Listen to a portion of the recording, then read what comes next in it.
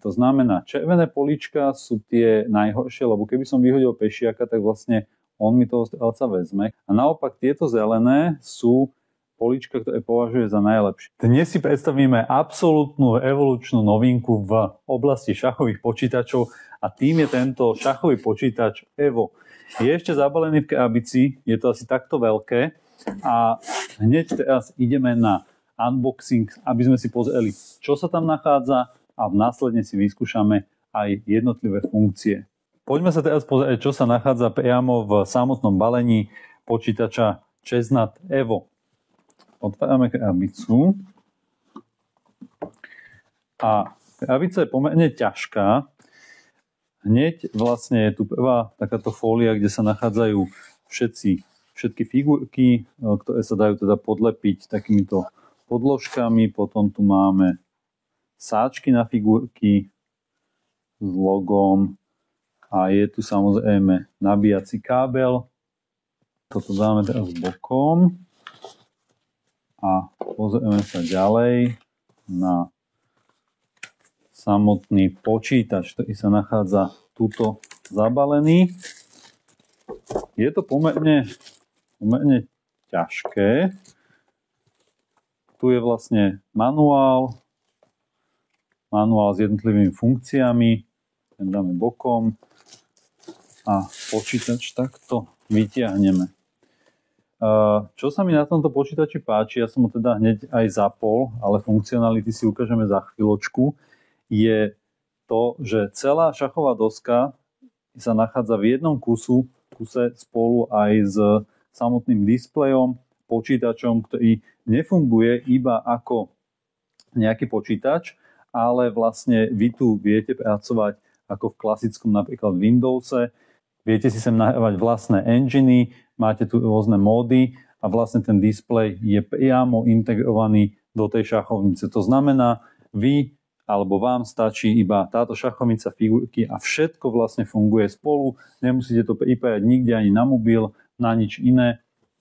A ešte tuto vlastne z boku si môžeme ukázať, sú vstupné konektory na nabíjanie, zapnutie, vypnutie a je tu ešte prepínač na zvuk. Predtým, než si vyskúšame samotnú funkcionalitu a prihlásenie sa do šachových aplikácií, pozrieme si vlastne samotný displej. Skúsme sa pozrieť na vlastne to hlavné menu. Tu vlastne sú aplikácie, ktoré sú tu aktuálne nainštalované, to znamená, je tu klasický napríklad prehliadač, nejaký settings, gallery, to znamená, vy si sem viete nahrať nejaké obrázky, hodiny. Naozaj to menu je vlastne také isté ako dokonca kalendár, ako keď máte smartfón. Toto je hlavné menu, ale poďme do samotného nastavenia Chessboard Settings, Android System Settings. Pozrime sa najprv na Android System Settings, to znamená, vy potrebujete, aby ste boli pripojení k internetu, čo sa teraz za chvíľočku pripojíme. Dajú sa cez Bluetooth pripojiť rôzne zariadenia, teda viete si to spájovať napríklad s mobilom, aplikácie, status baterky, display, môžeme dať vyšší jas, ja mám radšej vyšší jas, môžeme si tu zvoliť Dark Theme, to znamená, aby nám to trošku šetrilo display. Dobre, poďme z tohto preč a ďalšie nastavenie ako sound, volume. Ja by som toto nastavil napríklad v tejto chvíli na vypneme si, nepotrebujem, aby mi zvonil budík. Storage, sami vidíte vlastne, kliknem na to, že celkovo má tento počítač pamäť 64 GB, čo v zásade na tie aplikácie, ktoré my používame, v pohode stačí.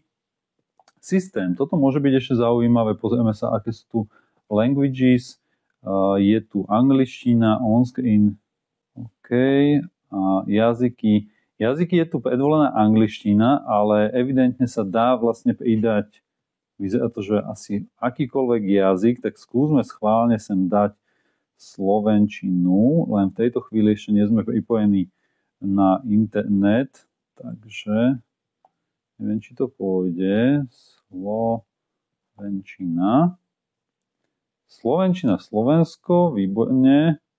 Takže pridali sme si sem jazyk slovenčinu a teraz, aby som to mal celé teda v slovenčine napríklad, alebo v inom jazyku ako chcem, tak potrebujem ten jeden jazyk odstrániť, aspoň tak sa mi to javí, takže skúsme, že remove a dáme teraz angličtinu preč, aj keď osobne teda preferujem angličtinu, ale aspoň to vyskúšame. Áno, a teraz sa to vlastne celé preplo do slovenčiny. OK, takže budeme pokračovať tým pádom v slovenčine.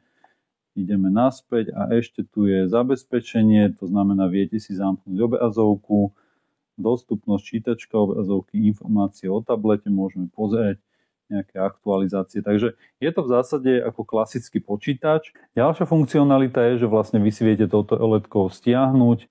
V tejto chvíli sa pripojíme k Wi-Fi sieti a spravím to jednoducho kliknutím na túto ikonku, pridám si sieť našu E4E5, zadám heslo a za chvíľočku by sme mali byť pripojení. Keď sme zadali dobré heslo, tak vlastne nás pripája, vydalo to takýto zvuk. Ak sme pripojení na internet, môžeme napríklad vyskúšať si otvoriť prehliadač webový, CSS default browser, môžeme dať, že not now napríklad, not now, dobre. Máme tu klasické okno, ako v klasickom prehliadači. Skúsim možno spraviť ešte takú vec, že keď otočím tú obrazovku, aha, to sa otočí dole hlavou. OK, tak to úplne toto som nechcel, takže dám si to naspäť. Dám napríklad www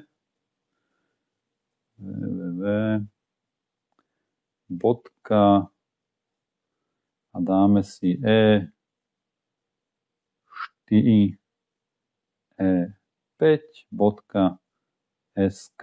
Tu na tejto stránke si dokážete nakúpiť alebo zakúpiť aj tento počítač a vidíte, že vlastne tým, že to funguje ako taký tablet s takým uším displejom, tak tu vlastne normálne vidíte klasické web stránky, ktoré si môžete prehliadať.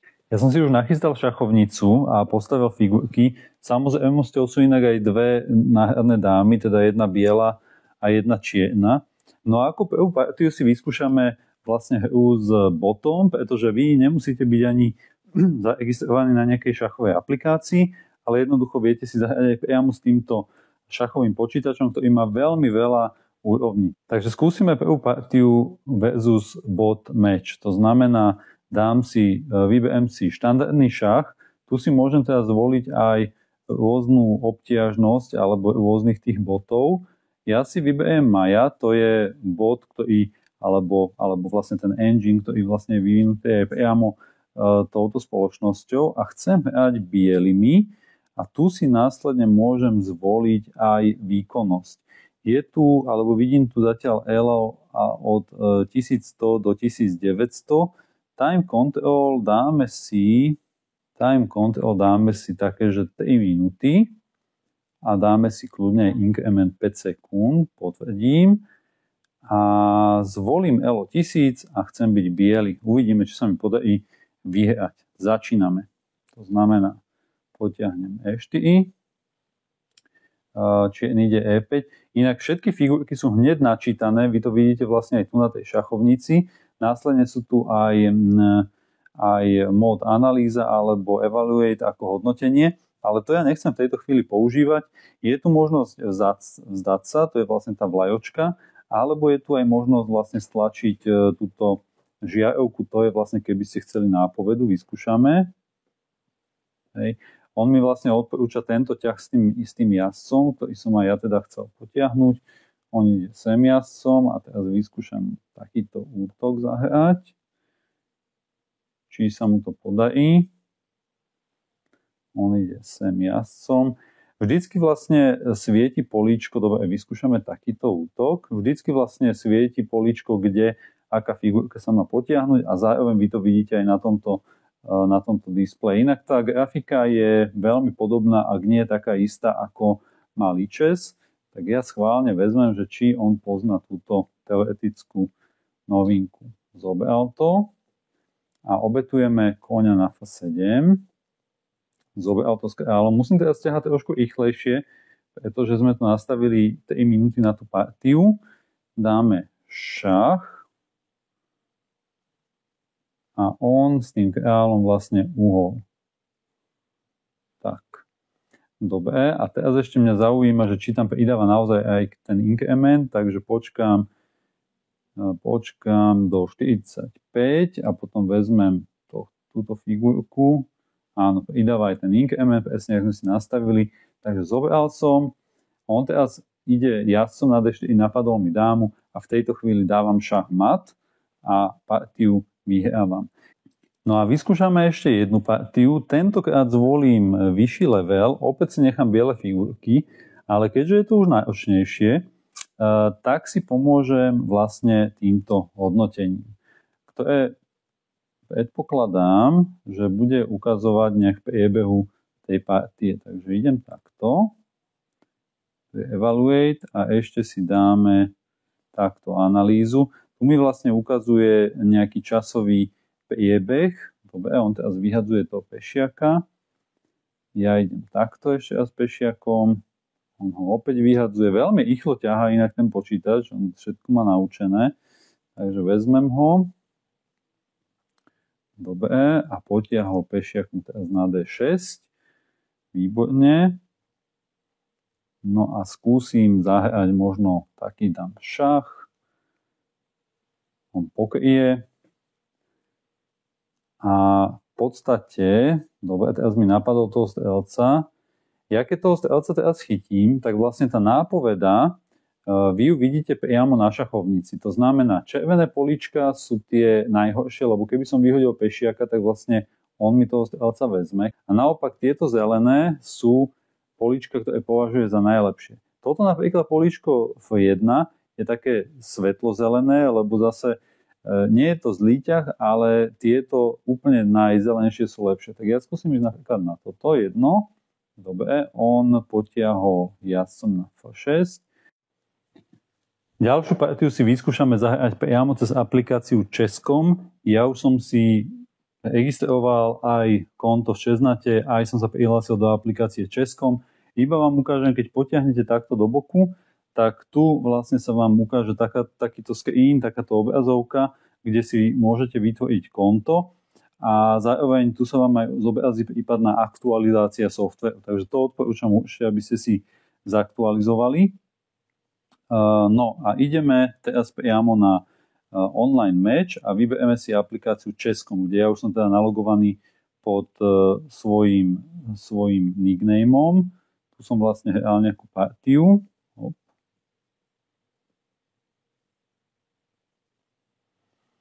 A môžeme vyskúšať partiu approve. On sa vás to vlastne spýta, že či to môže prepojiť tú šachovnicu, tak dávam, že áno.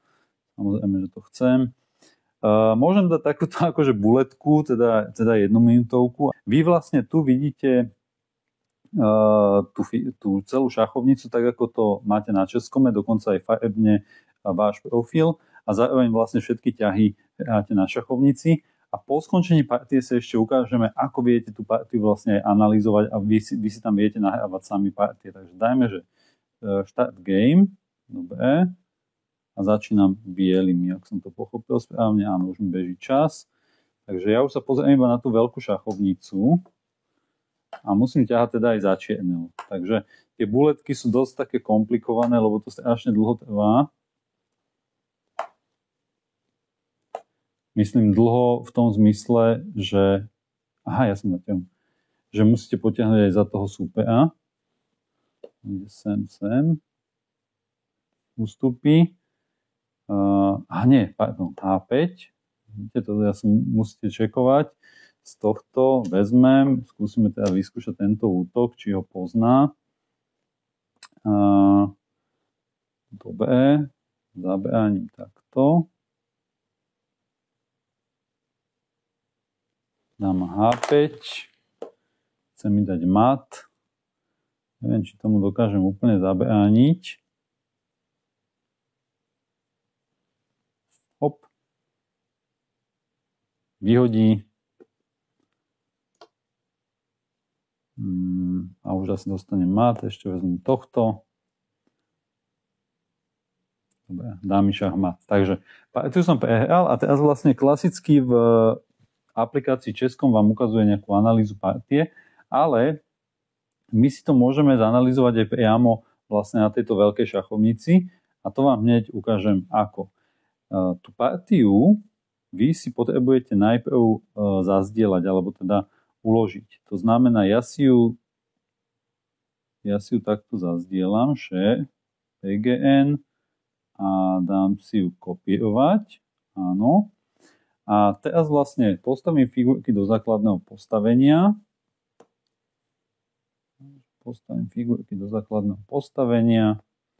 Partiu mám nakopírovanú v pamäti. Tam sa to dá aj samozrejme ukladať a podobne, ale pre krátkosť času teraz to spravíme takto jednoduchšie.